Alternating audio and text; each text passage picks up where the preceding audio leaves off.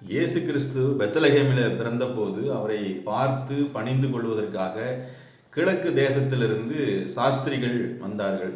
அந்த சாஸ்திரிகள் வந்து இயேசுவை பணிந்து கொண்டு 3 பரிசு பொருட்களை காணிக்கையை அவருக்கு கொடுத்தார்கள். என்ன அப்படின்னா, அதில் ரொம்ப விசேஷமானது பொன்னும் தூபவர்க்கமும் வெள்ளை போலமும், இந்த 3 விதமான பொருள்களை அவருக்கு காணிக்கையாக வைத்து அவரை பணிந்து கொண்டார்கள் என்று மத்தேயு சுவிசேஷம் 2ஆம் அதிகாரத்தில் நம்ம வாசிக்கிறோம்.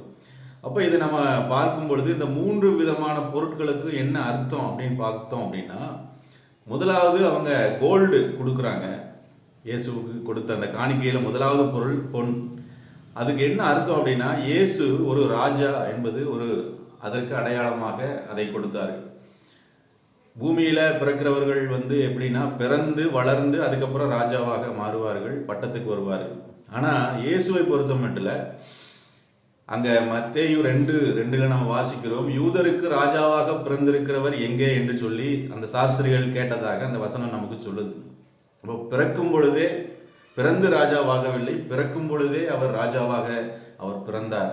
அதனால அந்த ராஜரீக அடையாளத்துக்காக அந்த பொன்னை கொடுத்தார்கள். 2வது தூப வர்க்கத்தை அவருக்கு படைத்தார்கள். என்ன அப்படின்னா, அந்த தூப வர்க்கம் என்பது ஒரு ஆசாரியத்துவ ஊழியத்தைக்கு அடையாளமாக இருக்குது. பிரதான ஆசாரியன் என்பதை அது காட்டுகிறது. பிரதான ஆசாரியன் என்பவன் தேவனுக்கும் மனிதனுக்கும் இடையில நின்று ஊழியம் செய்கிறவன், ஜனங்களுக்காக தேவனிடத்தில் பரிந்து பேசுகிறவன், ஜனங்களுக்காக தேவனிடத்தில் மன்றாடுகிறவன், ஜனங்களுக்காக பலி செலுத்துகிறவன்.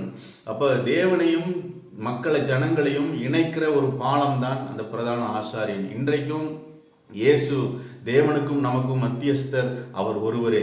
அப்போ அந்த பிரதான ஆசாரியத்துவ ஊழியத்துக்கு அடையாளமாக அந்த தூப வர்க்கம் அங்கே கொடுக்கப்படுகிறது. வெள்ளை போலம் எதுக்கு அப்படின்னா, அவருடைய சிலுவை மரணத்துக்கு அடையாளமாக அது கொடுக்கப்பட்டது. யூதருடைய பாரம்பரியத்தின்படி ஒரு மரித்த சடலத்தை வெள்ளை போலம் கலந்து அதில் பூசி அதில் சீலைகளில் சுற்றி அவர் அடக்கம் பண்ணுவார்கள். யோவான் 19ஆம் அதிகாரத்தை நீங்கள் வாசிச்சிங்கன்னா அதில் இருக்குது, இயேசுவை அடக்கம் பண்ணும்போது வெள்ளை போலமும் கரிய போலமும் 100 ராத்தல் கொண்டு வந்தான் என்று சொல்லி அங்கே வசனத்தில் நம்ம வாசிக்க முடியும்.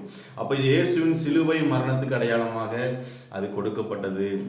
அப்போ அந்த சிலுவை மரணத்தின் மூலமாக மனுக்குலத்தின் பாவங்களை சுமந்து தீர்ப்பதற்காக இயேசு பிறந்தார் என்பதைக்கு அது அடையாளமாக அந்த வெள்ளை போலம். இப்போ பொன், தூபவர்க்கம், வெள்ளை போலம், அந்த 3 காரியங்களை இயேசுவுக்கு படைத்தார்கள். இந்த இயேசுவின் பிறப்பிலேயே அவர் ராஜா, அவர் ஒரு பிரதான ஆசாரியன், அவர் சிலுவை மரணத்தினாலே மனுக்குலத்தின் பாவத்தை மீட்க அவர் பிறந்திருக்கிறார் என்பதை அடையாளப்படுத்தி அங்கே சொல்லப்பட்டிருக்கிறது. இதை நம்ம வாசிக்கிறோம், இதை நம்ம புரிந்து கொள்வோம், கர்த்தரை நம்ம ஏற்றுக்கொள்வோம். God bless you. Happy Christmas.